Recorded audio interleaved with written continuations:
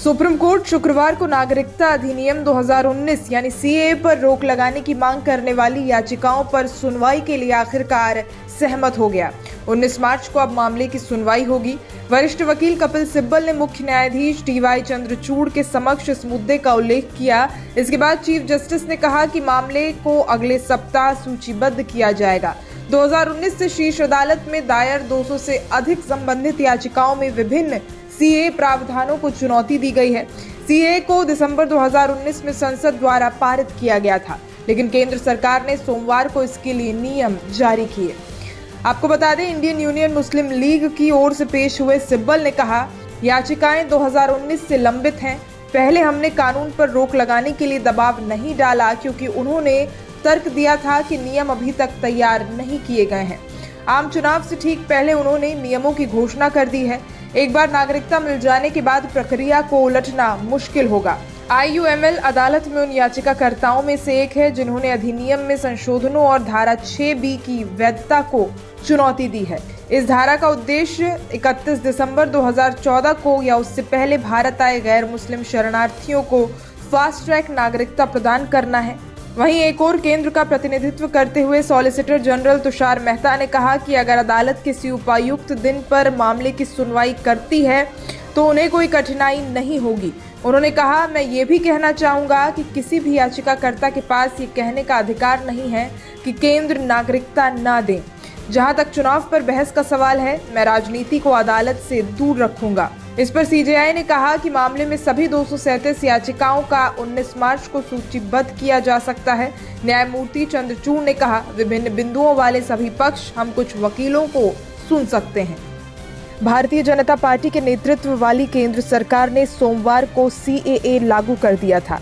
ये कानून पाकिस्तान, बांग्लादेश और अफगानिस्तान से 31 दिसंबर 2014 से पहले भारत में प्रवेश करने वाले बिना दस्तावेज वाले गैर मुस्लिम प्रवासियों के लिए नागरिकता का मार्ग प्रशस्त करता है।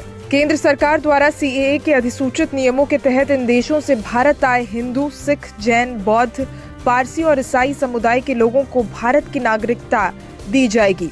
क्या है CAA के वकील का कहना, सुनिए। 2019 से पेंडिंग है।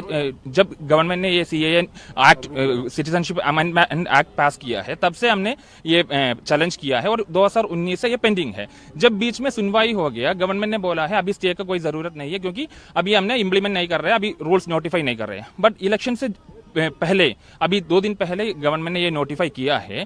अभी एक स्टे एप्लीकेशन सुनने के लिए जरूरत है क्योंकि अभी एक बार सिटीजनशिप दे चुका है, ये रूल्स के हिसाब से दे दिया है, तो वो रिवर्ट नहीं कर सकते हैं। फिर अभी इसमें एक अर्जेंट हियरिंग का चांसेस है। दैट वो कोर्ट ने वो मान लिया। कोर्ट ने अभी ट्यूसडे के लिए ये लगाया है। इससे पहले उच्चतम न्यायालय में कई अर्जियां दायर कर नागरिकता संशोधन अधिनियम 2019 की संवैधानिक वैधता को चुनौती दी गई थी।